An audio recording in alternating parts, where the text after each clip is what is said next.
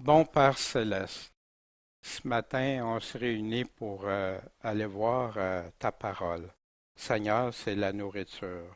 On va se nourrir pas de pain seulement, mais de toute parole qui sort de ta bouche, Seigneur. Puis c'est ce qu'on veut faire ce matin. Fait qu'éclaire-nous, guide-moi dans mes propos, mes paroles aussi, que j'aille jamais au-delà de toi, ni en dessous de toi, Seigneur, que ce soit juste. Et dans chaque cœur, qu'on soit tous disposés à t'entendre, avoir la sagesse de discerner ce que tu nous dis et de nous aider tous à être de vrais et fidèles chrétiens pour toi et chrétiennes. En ton nom, Jésus, Maître, Seigneur et Sauveur. Amen. Bien, on continue dans la première lettre de Timothée. On est rendu au chapitre 3. Juste en rappel, on avait vu au chapitre 2 l'importance de prier pour les autorités pour qu'on soit en train de vivre dans la paix. Vous savez qu'il y a beaucoup de pays que ce n'est plus le cas. Et ici, il y a beaucoup de choses qui sortent, qui s'en vont pour museler et tout de plus en plus. Fait que n'oublions pas de prier pour les autorités. Puis pour ma part aussi, des fois, il y a des choses qui nous choquantes, mais de ne pas laisser la colère en ça. C'est de prier, puis de voir qu'est-ce qu'on peut faire. Quel genre d'ornement? Il parlait de l'ornement dans ce cas ici pour les femmes, mais ça touche les hommes aussi. Quel genre d'ornement que Dieu préfère? Des ornements flashés qui attirent? Non. Les ornements du cœur des bonnes œuvres que Paul nous dit. La persévérance dans la foi, dans la persévérance dans la vérité, dans la doctrine, on va le voir dans quelques instants, la charité et la sanctification. Paul nous décrit ça en passant réparti dans toute sa lettre. On va voir ces thèmes-là revenir en toile de fond, toujours. Puis, marcher dans l'humilité, humblement avec ton Dieu. On avait regardé aussi que ces choses-là ne s'appliquaient pas seulement à la femme, mais à l'homme, que Paul disait exactement la même chose aux hommes aussi. Fait qu'il y en a qui prennent ça des fois. Ah, Paul, non, on va le regarder. Un seul médiateur entre Dieu et les hommes. Un seul, ça veut-tu dire qu'on peut ajouter quelque chose entre? Il y en a malheureusement, on le sait, qui ajoutent Marie entre Dieu et les hommes. Il y en a d'autres qui ont ajouté les saints ou les deux en même temps. Des papes, des prophètes. Il y a des dénominations qui ont leurs propres prophètes. Des théologiens qui viennent prendre la place. Jésus dit ça, oui, mais c'est pas vraiment ça que ça veut dire. Voyez-vous? Mais qui on met entre Dieu et nous? L'autorité, la redevabilité, la responsabilité. C'est Dieu qui a cette place-là. On a vu que c'était Christ. Les hommes soumis à Christ, Christ soumis à Dieu, les femmes soumises aux hommes, les enfants soumis aux femmes, aux hommes. Puis les graves problèmes surviennent quand? Quand l'homme n'aime pas sa femme comme Christ aime son Église. Quand l'homme ne fait pas. Quand l'homme abdique ses responsabilités. Quand l'homme veut juste l'autorité, mais sans comprendre tout le contexte qu'il nous demande. Là, les problèmes commencent. Et c'est ça qui a suscité beaucoup de révoltes aussi. Mais on avait vu aussi d'où ça venait dans Genèse 3. Qu'est-ce que Dieu a dit? Tes désirs se portera sur ton mari, mais il dominera sur toi. Voyez-vous, Dieu a prophétisé ça il y a des milliers d'années. Mais ce n'est pas populaire aujourd'hui.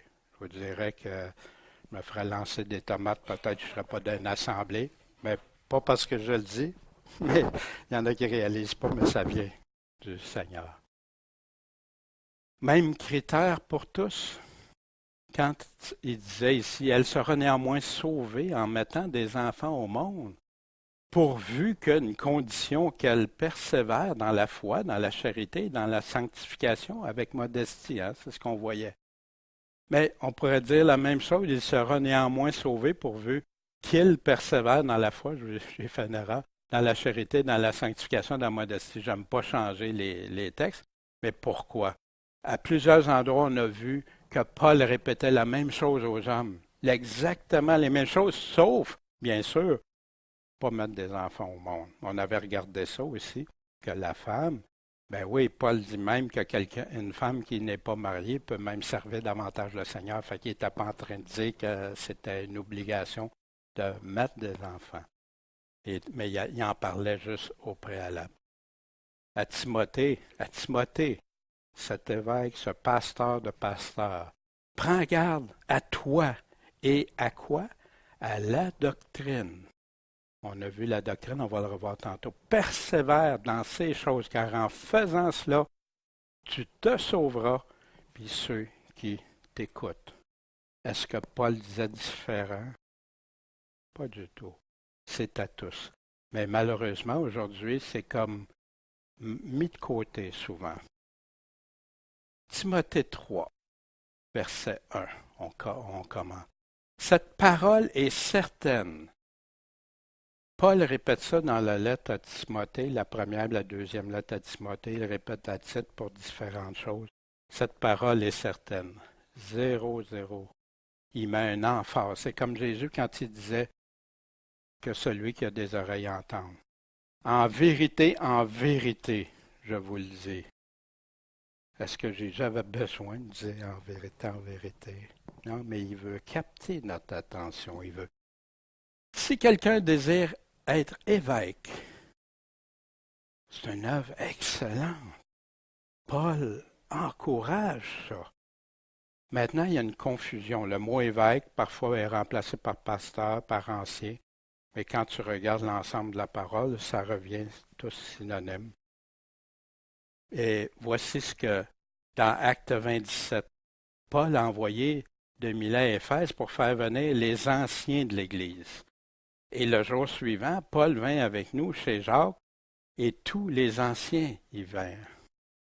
Puis le même groupe, prenez donc, qu'est-ce que Paul leur dit? Prenez donc garde à vous-même et à tout le troupeau sur lequel le Saint-Esprit vous a établi évêque.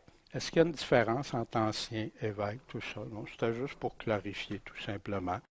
Et pour paître l'Église de Dieu, laquelle il a acquise par son propre sang.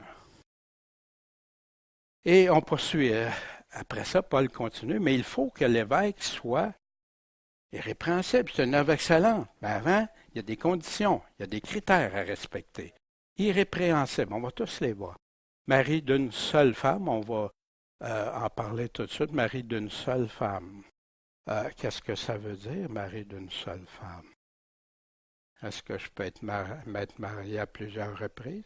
Il y en a qui vont dire non, c'est. Mais il met une emphase là.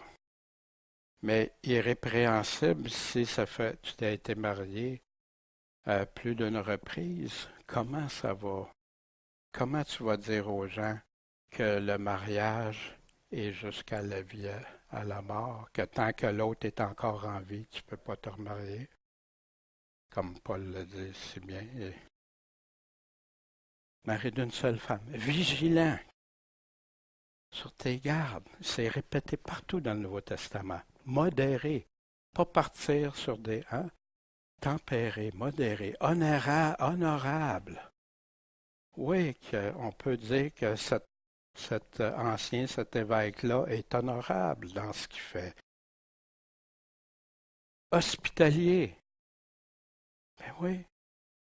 Si quelqu'un est ancien, puis des gens arrivent, puis il ne veut rien savoir de personne, là, ça va pas bien. Hein?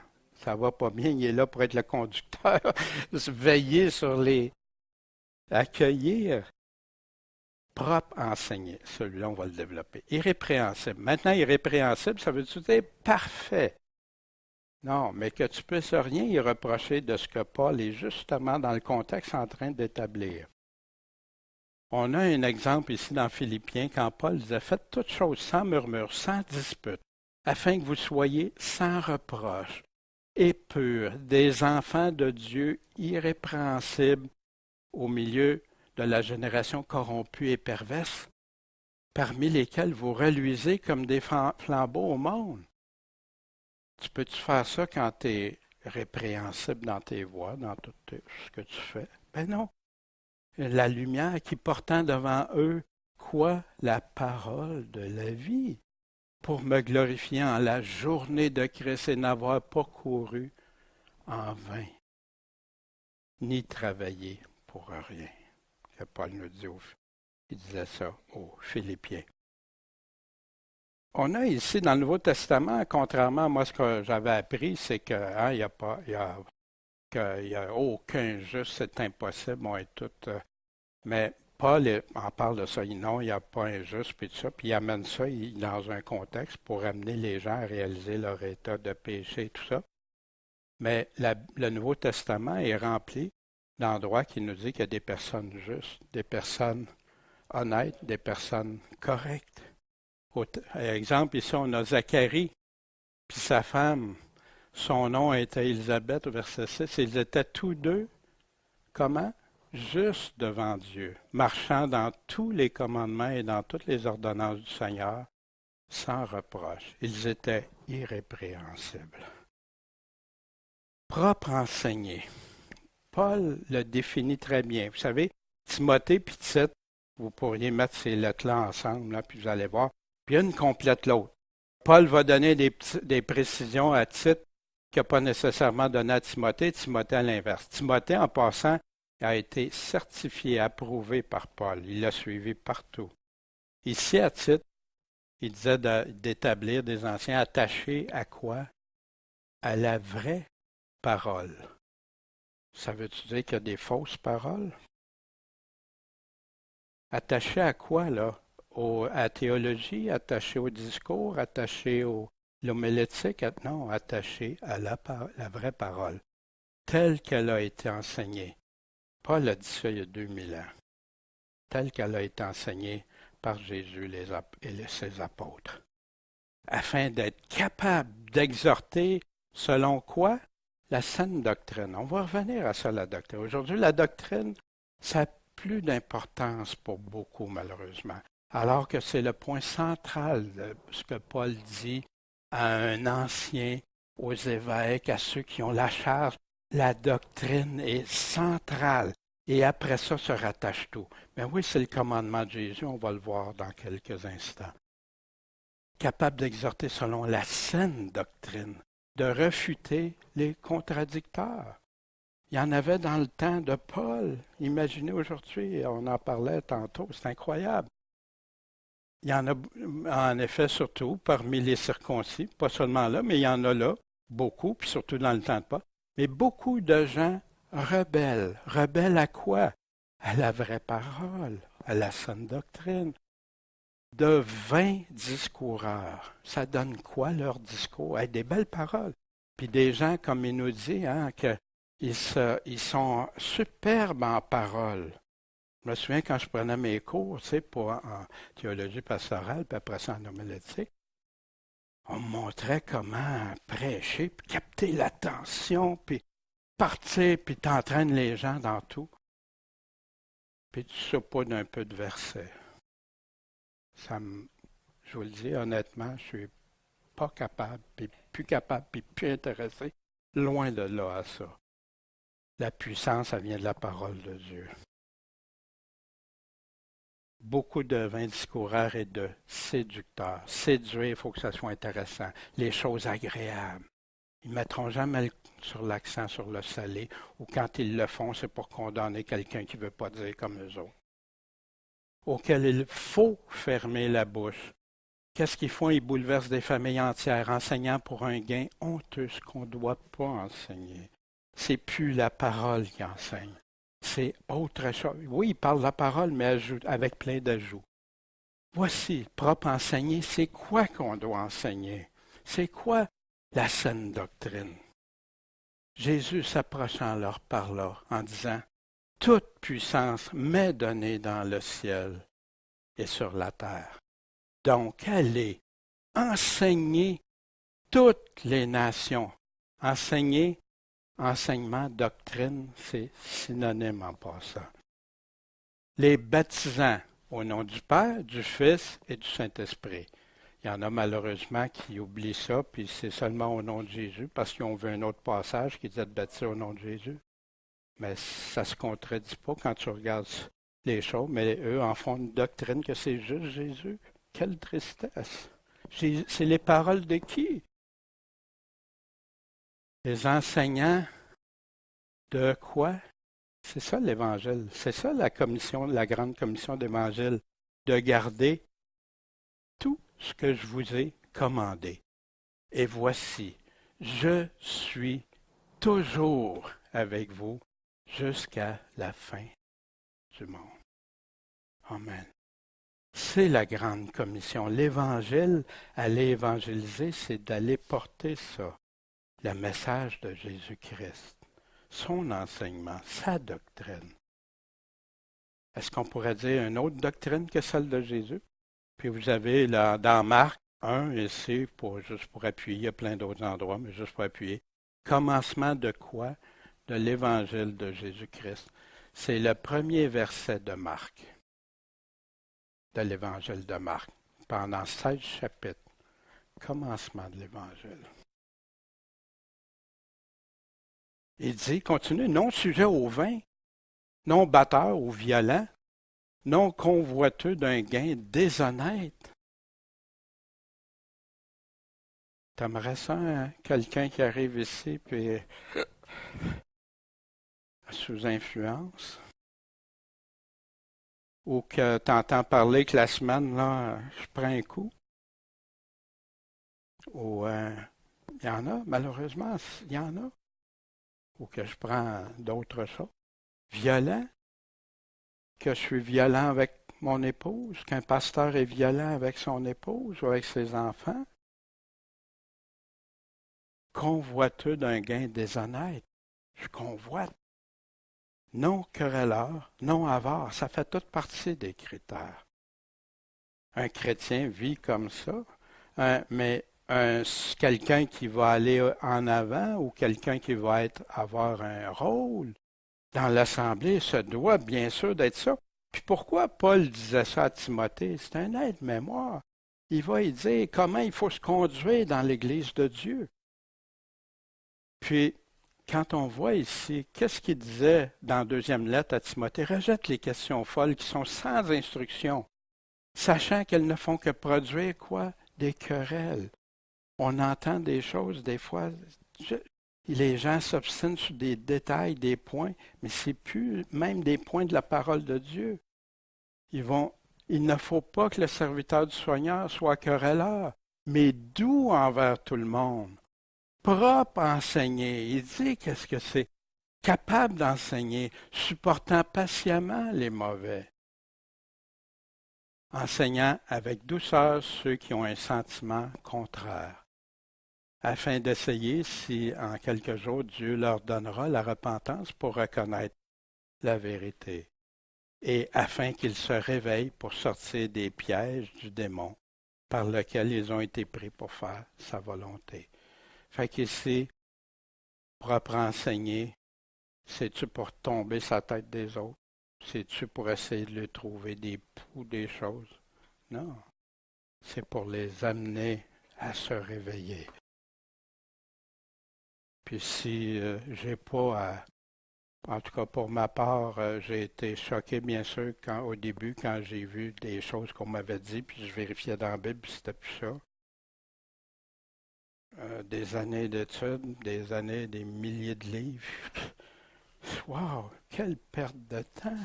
Quelle perte de temps! Puis ça vient à contredire ce que Jésus même dit. Pas dans tout, mais c'est ça qui est trompeur, parce qu'il y a de la vérité beaucoup dans ça. Mais quand tu arrives devant des choses, tu en gardes des baissées, tu n'es plus vigilant. Puis il dit, conduisant honnêtement sa propre maison, tenant ses enfants soumis en toute pureté, pureté de mœurs. On a nos enfants. C'est-tu précieux? On a des parents. Hein? C'est-tu précieux, nos enfants? Mais... Puis il dit pourquoi? Parce que si quelqu'un ne sait pas conduire sa propre maison, comment pourrait-il gouverner l'Église de Dieu? En passant ses enfants hein, les enfants, tant qu'ils sont sous la responsabilité. Mais j'ai connu un pasteur que j'aimais beaucoup. Puis cet homme-là avait un cœur pour Dieu. Puis à un moment donné, il était venu me voir, le cœur brisé. Il me partageait qu'il y avait un de ses fils qui s'était détourné. Puis là, il avait été commettre des crimes, des choses. Il se sentait comme plus en capacité. Ah non, mais il est plus sous votre gouverne. Il y a un choix, on ne peut pas. Qu'est-ce qu'on fait dans ces cas-là? Moi, je me souviens quand, rendu dans l'adolescence, une de mes filles, hein, dérapé. J'ai arrêté, j'ai abandonné le ministère, j'ai abandonné tout. Puis, sur le coup, j'ai trouvé ça très difficile, très pénible. Puis ça n'a pas été une bonne chose aussi par la suite. Ça m'a éloigné même une partie. Mais Paul dit ça pourquoi? Parce que si tu ne peux pas bien conduire ta propre famille, comment tu vas bien conduire quand tu es avec les autres?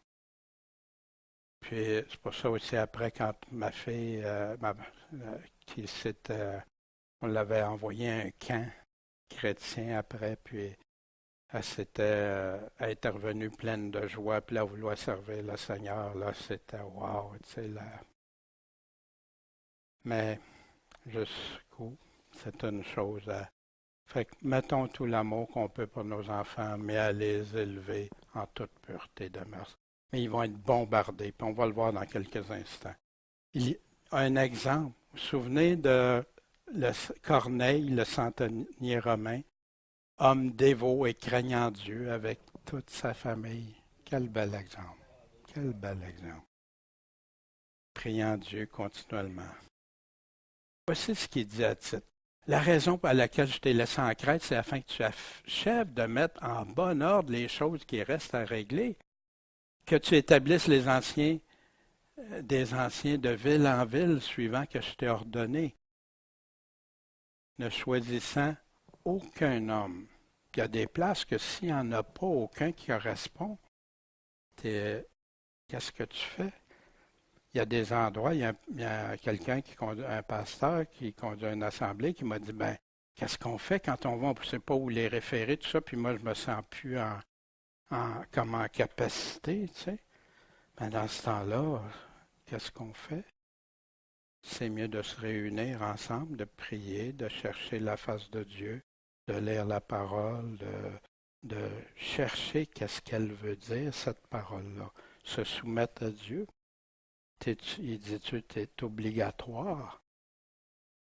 Aucun homme qui ne soit irrépréhensible, mari d'une seule femme, dont les enfants soient fidèles, non accusés de dissolution, qui ne puisse se ranger, car il faut que l'évêque soit irrépréhensible, comme étant dispensateur dans la maison de Dieu, non à donner à ses sens, son sens, non colère, non sujet au vin. Hein, il répète la même chose. Mais hospitalier, ici il rajoute, aimant les gens de bien, sage, juste, ça fait partie juste, être juste, saint, continent, ça veut dire tempéré, qui se retient. Retenant quoi? Ferme la parole de vérité comme elle lui a été enseignée, hein? On l'a vu tantôt. Et ça revient constamment avec Paul. Des enfants soumis en toute pureté de mœurs. Aujourd'hui, je ne vous cacherai pas qu'on est dans un temps très difficile. C'est pour ça que les parents doivent être vigilants. Moi, je me souviens, j'avais envoyé mes enfants, j'avais même choisi une école protestante en étant rassuré que ça serait mieux. Puis après, j'ai appris d'autres choses. Tu enseignes à tes enfants, tu leur montres des choses, puis ça se fait détruire ailleurs. Puis vous savez que puis quand les enfants arrivent plus tard dans l'adolescence, où là, c'est les amis qui prennent toute l'importance, les dégâts que ça peut faire. Enfin, je ne veux pas vous inquiéter pour les parents, mais soyez vigilants en prière. Veillez, parlez avec eux. Moi, il y a des choses que si ça serait à refaire aujourd'hui, je le ferais différemment.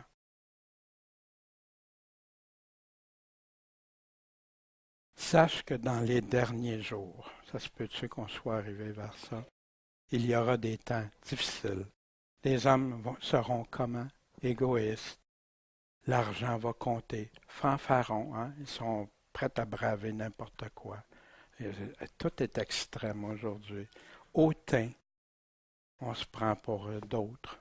Blasphémateurs, rebelles à leurs parents, ingrats, irreligieux, insensibles, déloyaux, calomniateurs, intempérants, cruels, ennemis des gens de bien, traîtres. Wow, quel portrait! Quel portrait désolant, emporté, enflé d'orgueil, aimant le plaisir plus que Dieu. Il est en train de parler à des gens qui croient en Dieu ici, là. Ayant l'apparence de la piété. Qui a une apparence de piété, mais reniant ce qui en fait la force? Éloigne-toi de ces gens-là. Puis moi, des fois, j'aurais dû le faire pour ma part, puis aussi pour mes enfants. Qu'est-ce qui fait la force? J'ai pas honte de l'évangile de Christ, sa doctrine, vu qu'il est la puissance de Dieu. Hébreu, et qui, étant la splendeur de sa gloire et l'empreinte de sa personne, et soutenant toute chose par quoi? Par sa parole puissante.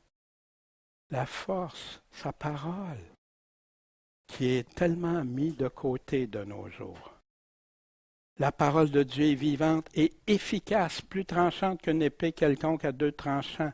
Pénètre, et c'est pour ça qu'il y en a beaucoup qui n'aiment plus lire leur parole. Jusqu'à partager âme et esprit, jointure et moelle. Pourquoi? Elle juge les sentiments et les pensées du cœur. Ça nous confronte. Ça me confronte quand je lis la parole de Dieu. Puis au début, ça peut être... Mais après ça, quand je dis, oui Seigneur, c'est toi qui as raison, c'est pas moi. Quand je vais arriver devant toi, c'est pas moi qui va pouvoir débattre de ça, c'est toi. Puis quand je me soumets à ça, oh, la paix qui vient avec, wow! Dieu a raison. Repens-toi donc, sinon je viendrai à toi bientôt. Puis comment il va combattre? Avec quoi il va combattre? L'épée qui représente une puissance de ma bouche. Jésus est la parole. La parole était Dieu. La parole était avec Dieu. Rien n'a été fait sans elle. Puis, il y en a qui veulent séparer l'esprit de la parole de Dieu. L'épée de l'esprit qui est la parole de Dieu. Comment tu peux séparer la parole quand c'est l'arme? Ça fait partie des armes du combat du chrétien. Quand Paul parle de la lettre qui tue, il parle de la loi de l'Ancien Testament. Il ne parle pas de la Nouvelle Alliance du Nouveau Testament. Qu'il ne soit pas nouvellement converti. Pourquoi? Parce que de peur qu'il est enflé d'orgueil, il tombe dans la condamnation du calomniateur. C'est intéressant, ici le mot calomniateur, on va voir ça, qui est le mot grec, la référence Strong 12-28, diabolos, utilisé 38 fois dans le Nouveau Testament. Accusateur, usant de calomnie, accusant faussement, médisant, représente Satan, le prince des démons, auteur du mal, entraînant au péché, ennemi de Dieu et persécuteur de ceux et celles qui le suivent. Le diable et calomniateur sont synonymes, l'accusateur de nos frères. Il faut aussi qu'il ait un bon témoignage de ceux du dehors, qu'il ne tombe pas dans des fautes qui puissent lui être reprochées et dans le piège du démon. Un bon témoignage. Quand on a un mauvais témoignage, on est vulnérable. Puis comment je vais parler à quelqu'un? En passant, ça veut-tu dire que les personnes qui ont fait ça puis qui doivent être irrépréhensibles n'ont jamais commis de faute dans leur vie? Même Paul était quoi? Un meurtrier que la parole nous dit. Mais les gens convertis, les gens nouvelles qui se sont soumis à Dieu, là c'est différent. Mais à partir de quand tu te soumets, marche dans ses voies. dans les pièges du démon. Que les diacres aussi soient graves, sérieux, non doubles en parole, pas dire une affaire puis dire une autre. Moi, ce qui me désolait tellement, c'est d'entendre un message, la personne parlait d'une chose, puis après ça, à la fin du message, ça parlait des deux côtés de la bouche. La confusion. Mais c'est quoi? C'est ça ou c'est ça? Double en parole. Pas d'hypocrisie, c'est droite. Non sujet à beaucoup de vin, non convoiteux, on avait vu ça, même dans le titre tantôt. Ici, l'origine des diacres. Pourquoi? C'est pourquoi les 12 ayant appelé la multitude des disciples disaient, il n'est pas raisonnable que nous laissions la parole de Dieu pour servir aux tables. Donc, regardez mes frères, de choisir cet homme d'entre vous qui ait un bon témoignage, plein du Saint-Esprit et de sagesse, pour qu'on commette cette affaire. Pour quelle affaire? Pour servir aux tables. Voyez-vous qu'avec Dieu, tout est ordonné, tout est sérieux quand on fait des choses pour Dieu. Puis imaginez quelqu'un qui se dit diacre, serviteur, en passant c'est être serviteur, la définition, messager, serviteur, que tu es en train de faire quelque chose pour Dieu, mais que tu vives, qu'on entend parler, que toi tu vis tout croche. Que non, Dieu, c'est pas si important que ça pour toi, puis tout. On a aussi, je vous recommande, notre sœur Phobé, qui est diaconesse de l'église de Saint-Juré. Oui, il y a des diacres et des diaconesses, puis c'est très correct. C'est comme ça, il n'y a pas de problème là. Où la parole nous dit, c'est que les enseignants, ceux qui sont évêques ou pasteurs, c'est toujours des hommes. Il n'y a pas rien qui permet dans la parole de Dieu que ce soit ça, puis Paul nous l'expliquait très bien pourquoi on avait vu ça. Retenant le mystère de la foi dans une conscience pure. Retenez dans une conscience pure, le mystère de la foi. Fait que là, il y en a, ils disent, c'est bien mystérieux, la foi. Mais Paul va nous en reparler, tantôt on va leur lire, le mystère de la foi est grand, sans contredit. Fait qu'on va rattacher ça dans son contexte, on va le revoir dans quelques instants. Mais pour savoir, il parle-tu d'un mystère, c'est-tu resté un mystère? Paul ici, il va nous donner, serviteur de Dieu, apôtre, il commence à titre, selon la foi des élus de Dieu et la connaissance de la vérité, qui est selon la piété. La vérité, c'est selon la piété. Puis la connaissance, c'est avec la foi des élus. Mais on va voir le mystère. Les mystères, qu'est-ce que Jésus disait? Il vous est donné de connaître le secret du royaume de Dieu, mais à ceux qui sont dehors, toutes choses se traitent par parabole. Jésus veut qu'on connaisse. Il dit d'ailleurs qu'il va nous juger selon ses paroles. C'est à ça qu'on va répondre.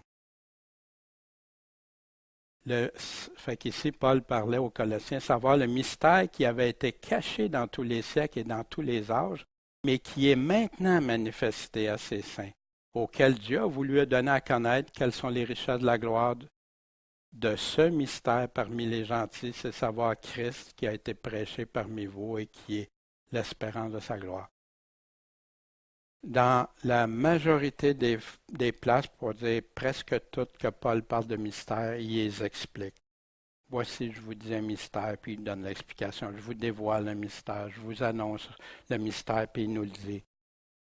Et pour mettre en évidence devant tous quelle est la communication qui nous a été accordée du mystère qui était caché dans tout temps de Dieu, lequel a été créé en toutes choses par Jésus-Christ, afin que la sagesse de Dieu, qui est diverse en toutes sortes, soit maintenant donnée à connaître à tous, puis aussi aux principautés, puis dans les puissances dans les lieux célestes. Fait que des mystères, il y en a pas beaucoup. Paul les dévoile.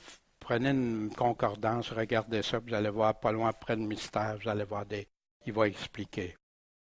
Mais on va y revenir. Que ceux-ci soient aussi premièrement éprouvés. Avant de nommer un ancien évêque, pasteur, un diacre, diaconesse, soit éprouvés. Avant. Puis ensuite, qu'ils servent après avoir été trouvés. Comment? Sans reproche. Aujourd'hui, on prend des personnes, 18 ans, on l'envoie dans un collège biblique, puis il y en a qui n'ont aucune épreuve, et on leur dit tout ce qu'ils veulent, qu'ils le redisent, qu'ils le répètent, puis on les envoie. Ben oui, Timothée était jeune. Ah oui? On va faire un petit calcul avant la fin du chapitre. Pas aujourd'hui, mais on va faire un petit calcul à partir de quand dans Actes 16, puis aller jusqu'à Timothée à la fin de la vie de Paul. Quand Paul disait que personne ne méprise ta jeunesse, on va le revisiter ça, mais juste bibliquement. Étudie-toi de te rendre approuvé de Dieu. Paul dit ça à Timothée, celui qui a éprouvé, qui a testé. Étudie-toi à te rendre approuvé de Dieu, ouvrier sans reproche, enseignant purement quoi? La parole de la vérité. Même à Timothée, cet homme-là qu'on pourrait dire, waouh, mais lui, il n'a pas besoin de ça. Mais non, tous. Nous avons envoyé aussi avec eux notre frère que nous avons souvent éprouvé en plusieurs choses. Paul mettait ça en pratique. Il l'a mis en pratique avec Timothée, avec Tite, avec tous ceux Sylvain. Il les éprouvait. C'est-tu des vrais? Ils sont-tu sans reproche? Imaginez les dégâts que ça fait dans l'Église. Pensez juste au scandale quand vous entendez parler quand quelque part une Église évangélique, que le pasteur ou quelqu'un dans l'Assemblée a commis des choses. Quel dégât pour l'Évangile! Ça blasphème la parole de Dieu. Je souhaite ardemment dans ce temps-là, je prie pour qu'ils se repentent, puis qu'ils viennent le dire publiquement, parce qu'ils ont fait ces choses-là publiquement aussi. Mais c'est malheureusement pas souvent le cas. Éprouvé. Qu'est-ce que Jacques dit? Bien heureux est l'homme qui endure la tentation, l'épreuve. Car quand il aura été éprouvé, là il recevra la couronne de vie que Dieu a promise à qui? À ceux qui l'aiment. Ceux qui l'aiment, ceux qui m'aiment obéissent à mes commandements et me suivent. Pierre 1,7. Afin que l'épreuve de votre foi, beaucoup plus précieuse que l'or qui périt, qui est toutefois éprouvé par le feu, il vivait des tourments. Pierre écrivait ça dans le temps de Néron. Vous tourne à la louange, à l'honneur et à la gloire. Quand? Quand Jésus-Christ sera révélé à son avènement. Je connais tes œuvres, ton travail. Il parle à une église, ta persévérance. Je sais que tu ne peux pas endurer les méchants et que tu as éprouvé ceux qui se disent être apôtres, mais ils ne sont pas. Tu les as trouvés, menteurs. Puis Jésus parle aussi. Les œuvres. Je n'ai jamais dit de détester la personne, mais détester les œuvres qu'ils font. De même que leurs femmes soient honnêtes, non médisantes, sobres, fidèles en toutes choses. Hein? Pourquoi non seulement l'ancien, l'évêque et le diacre? Pourquoi? Parce que ça va ensemble, puis il nous l'a dit, notre famille. La famille représente un tout. Puis ces jeunes femmes qui ne seraient pas honnêtes ou qui seraient médisantes, on va voir, c'est calomnier, qui calomnie les autres, qui n'est pas sobre, qui n'est pas fidèle. Wow, quel dégât! Puis quel tourment! Puis comment cet homme-là pourrait aller dire à quelqu'un, regarde, la parole de Dieu dit ça, qu'est-ce que la personne dirait? Ben, regarde donc chez vous avant, regarde la poutre. Voyez-vous? Wow! Médisante, c'est intéressant, puis je l'ai sorti. Parce que c'est le même mot qu'on a vu accusateur tantôt, diable, accusateur, diabolos, accusateur, usant de calomnie, dire des choses fausses. On peut penser qu'ils sont vrais, mais ils sont fausses. C'est calomnier, ça aussi. Accusant faussement, médisant des personnes. Si on trouve ça ici, c'est essentiel d'être prudent dans ça. persécuteur de ceux et celles qui le suivent. Puis souvent, les calomnies vont être adressées vers des personnes qui aiment le Seigneur, qui veulent suivre le Seigneur, mais ça dérange. Que les diacres soient mariés d'une seule femme, hein? Les diacres, ben oui, conduisant honnêtement leurs enfants, leur propre famille. Car ceux qui auront bien servi, bons et fidèles serviteurs, acquièrent un bon degré pour eux et une grande liberté dans la foi qui est en Jésus-Christ. Ben oui, parce que quand tu vis selon ce qu'il nous dit, il nous décrivait hein, dans le chapitre 1 tous les péchés que non, la loi c'est pour ceux qui vivent comme ça. Toi comme chrétien, tu ne vivras pas comme ça. Quand tu marches fidèlement avec le Seigneur, tu es en paix, tu as une grande liberté. Mais pas une liberté d'aller contredire ou faire ce que Dieu dit de ne pas faire. C'est pas ça, la liberté. Je t'écris, Jésus dit qu'il est venu nous donner la liberté du péché, délivrer du péché, nous libérer du péché. Je t'écris ces choses espérant que j'irai bientôt vers toi. Mais en cas que je tarde, je t'écris ces choses, puis il nous donne le but de la lettre, afin que tu saches comment il faut se conduire dans la maison de Dieu, qui est quoi? L'Église du Dieu vivant, la colonne et l'appui de la vérité. Il faut que tu saches ça. Mais Timothée, il savait, il avait suivi Paul. Mais Paul y a écrit, lui rappelle, lui remet ces choses-là, bien précis. Puis en même temps, ça a servi dans les assemblées qu'il était. Là, il était à l'assemblée d'Éphèse. Parce qu'il savait qu'à Éphèse, il était pour rentrer des loups ravissants après son départ. Vous vous souvenez, dans Acte 20, on avait vu ça. Mais il était là. Regarde, Timothée, regarde, Paul lui-même a écrit ça.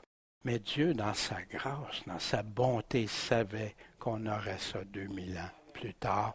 Notre cadre de référence. Tu veux savoir si tu plais à Dieu ou tu ne plais pas à Dieu? Il te le donne ici. Tu veux savoir si tu marches selon les critères de Dieu ou pas? Tu l'as ici. Et la colonne, le vivant. La colonne, l'appui de la vérité. L'Église doit être ça. Ça ne doit pas être autre chose. La colonne, l'appui sur lequel la vérité est appuyée. Quelle vérité? La parole, la doctrine, la sainte doctrine. C'est ce que Paul nous répète depuis le début puis qui va continuer. Mais quand cette colonne-là est ébranlée, ou tombe même, la vérité disparaît. Et là, c'est les choses agréables, les promesses sans les critères, toutes sortes de choses qui sont agréables à entendre, mais rien de ce qui est Dieu. Jésus nous a avertis. Les avertissements de Jésus ne sont pas pour nous autres, c'est pour les autres. Et sans contredit, tu ne peux pas contredire ça. Le mystère de la piété est grand. Oui, tantôt le mystère de la foi. Le mystère de la piété est grand. C'est quoi ce mystère-là? Dieu a été manifesté en chair. Moi, c'est quelque chose qu'encore, Dieu, ça a été mon combat du début de ma conversion. Dieu manifesté en chair. Jésus qui dit qu'il est Dieu, qui est fils de Dieu, qui se met égal à Dieu. Paul le dit ici. Justifié en esprit, vu des anges, prêché aux gentils, cru dans le monde et élevé dans la gloire et monté. Dieu a été manifesté en chair. Malheureusement,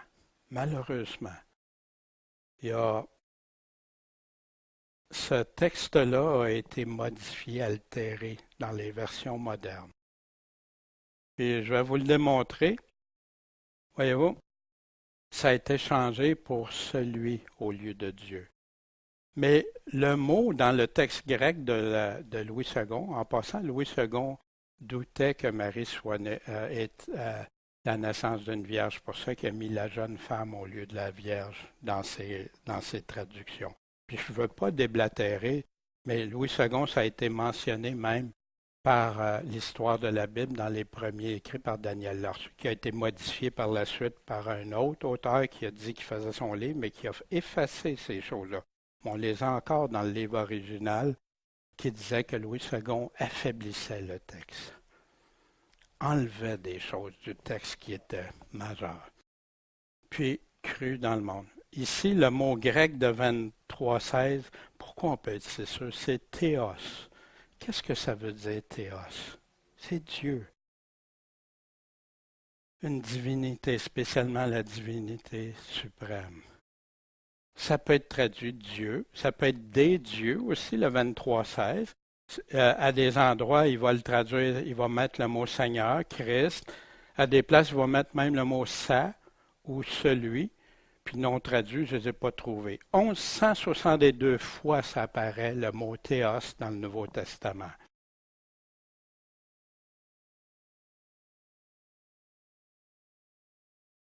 1146 fois, ça égale Dieu, Dieu le Père, Dieu Tout-Puissant. 7 fois des dieux. Hein? Vous êtes des dieux, comme quand Jésus disait, il utilise ce mot-là. 4 fois au niveau Seigneur, 2 fois il a mis le mot Christ, 2 fois le mot ça, puis 2 fois le mot celui. Ça fait qu'ici, tu as 16 fois qui est différent de là. Mais c'est toujours le même mot, théos 23,16. Des versions modernes, hein, pas juste la Louis II, parce que ceux qui vont chercher dans les textes modernes qui sont d'origine catholique, que les chrétiens ne savent même pas. Puis on a un tableau ici qui illustre hein, qu'est-ce qui a été enlevé, retranché, une partie en tout cas. Ici, on dit il y a ce qui plut à celui dans Galates 1,15, les deux seules places que le mot Dieu a été remplacé par celui. Celui qui m'avait mis à part. Quand tu regardes les versions des réformateurs, comme celle-ci, la Martin, mais quand ça a été le bon plaisir de qui? De Dieu, pas de celui. Pourquoi mettre celui au lieu de Dieu, qui emmène de la confusion, qui amoindrit, qui permet à des sectes d'utiliser ça? Comme vous savez, tantôt, 1 Timothée 3,16, là, Dieu manifesté en chair, ça a servi aux témoins de Jéhovah après. Ah, on le savait que c'était pas correct, Dieu, parce que Jésus, Dieu manifesté en chair. Voyez-vous? Des petites choses, des fois, mais qui influencent. Pourtant, dans la Louis II et les versions modernes, le mot celui existe. C'est le numéro 3588 à celui qui m'a fortifié. C'est utilisé 543 fois, ça veut dire, c'est un article qui veut dire ce, cette, c'est. Pourquoi faire ces changements-là? Dites-moi. À qui ça sert? Pourquoi c'est utile? À qui?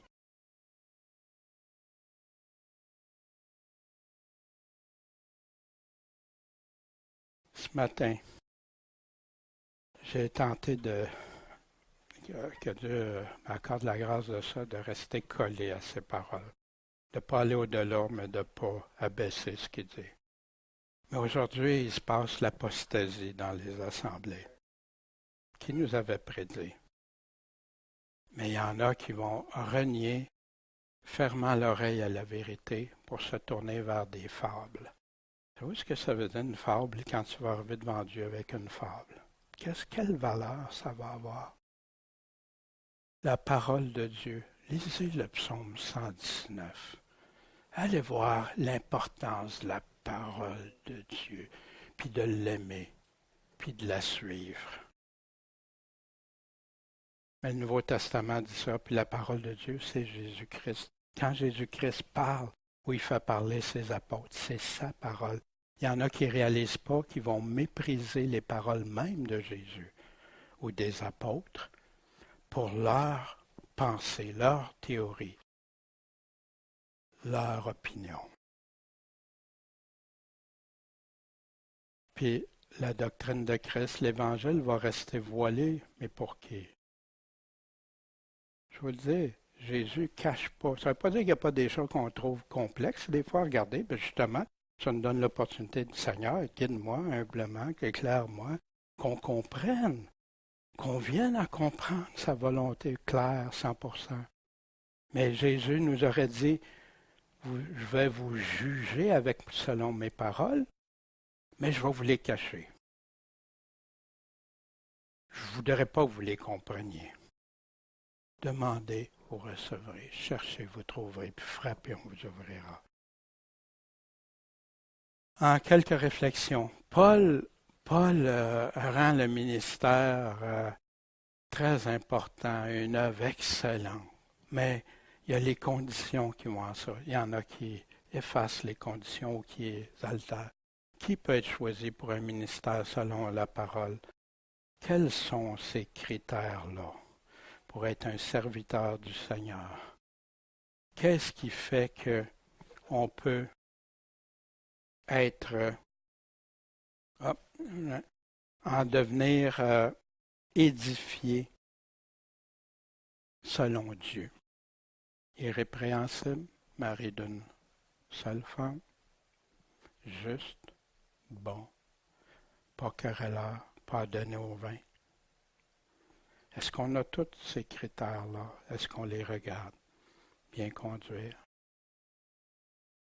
Est-ce que sa vérité va rester au centre ou si on est prêt à l'altérer? Et c'est comme ça dans tout, pas juste par rapport à ça, c'est dans toutes choses. Ce matin, on a vu les directives, une partie des directives que Paul donne à Timothée, comment l'Église doit se conduire. C'est ça de quoi Paul est en train de parler, puis il nous donne comment avons-nous l'oreille pour l'entendre. Puis ça nous inclut tous. Ça m'inclut. Moi, c'est des questions que je me suis posées à des centaines de reprises. Hein? On avait modéré en arabe, propre enseigné, un point central de ce que jamais aller en dehors de ce que Dieu dit. Pourquoi doit-on éprouver à partir de ces critères au préalable? Si on ne fait pas ça, on met l'Église de Dieu en très grave danger. Est-ce qu'elle peut être l'appui et la colonne de la vérité à ce moment-là? C'est plus l'appui de la colonne, c'est plus la vérité. Qu'est-ce qu'on fait? Vous savez, là sur le trépied, ici, on avait les trois piliers, l'amour, l'unité, puis la vérité. T'enlèves une de ces pattes-là, ça s'écroule. Mais si tu ne bases pas tout ton amour et ton unité sur la vérité, quelle est la valeur de ça devant Dieu? Est-ce que c'est une fable ou la vérité? Et ça revient toujours à ça. Pourquoi on doit éprouver? Éprouver à partir de ces critères-là. Un, Dieu le dit, déjà ça devrait être suffisant, mais aussi pour ne pas blasphémer la parole de Dieu, pour ne pas être en position, puis de laisser aux personnes qui ont ce rôle-là à faire, d'enseigner, d'exhorter, d'édifier, de ne pas être dans des pièges eux-mêmes, de ne pas avoir une poutre eux-mêmes. Pourquoi pas accepter un nouveau converti, comme c'est souvent de plus en plus populaire? Très dangereux, pas qu'ils tombent dans l'orgueil, les pièges du malin. Comment, pourquoi puis comment que les épouses doivent être exemplaires? Le texte nous explique ça. L'importance de tout ça. On est ensemble pour servir le Seigneur. On n'est pas séparés. Pourquoi Paul met-il tant d'importance sur la doctrine en toute pureté et vérité de vérité? Pourquoi vous pensez? Parce que c'est ça qui va faire la différence entre une fable et les vraies choses. Quelle tristesse à la fin de mes jours que j'arriverai devant Dieu et avoir traîné avec moi plein de mentions. Ouais, mais c'est pas moi, Seigneur, c'est quelqu'un qui m'avait dit ça. Ah ouais? Je vous ai laissé ma parole, surtout qu'aujourd'hui, les chrétiens n'ont aucune excuse de ne pas avoir la parole de Dieu accessible. Savez-vous, c'est majeur. Respectons-nous les critères de Dieu. Sommes-nous la colonne et l'appui de la vérité?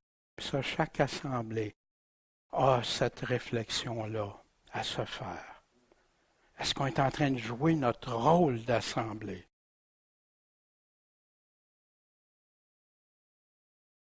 Seigneur Tout-Puissant, merci de ta parole, merci de ce que tu nous dis, Seigneur. Permets que la puissance de ta parole nous parle, nous enseigne. C'est de toi qu'on veut vivre, qu'on veut survivre. Pour toi, On veut t'aimer de tout notre cœur, toute notre pensée, notre âme, notre force. Et on veut s'aimer les uns les autres comme nous-mêmes, comme on s'aime nous-mêmes. Mais toi, tu as la première place, Seigneur. Aide-nous, dirige-nous, guide-nous.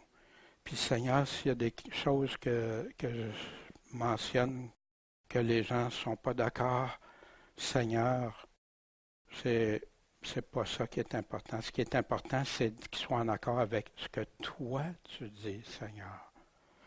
Qu'ils soient convaincus de tes paroles. Puis Seigneur, bénis ceux qui écoutent sur Internet, soit sur le site pourchrist.com ou sur YouTube. Seigneur, accompagne-les, faisant de fidèles serviteurs. Et qu'un jour tu puisses justement tous nous appeler, entre dans la joie de ton maître, bon et fidèle serviteur. En ton saint nom, Maître et Sauveur Jésus-Christ. Amen. Merci de votre patience et de votre attention.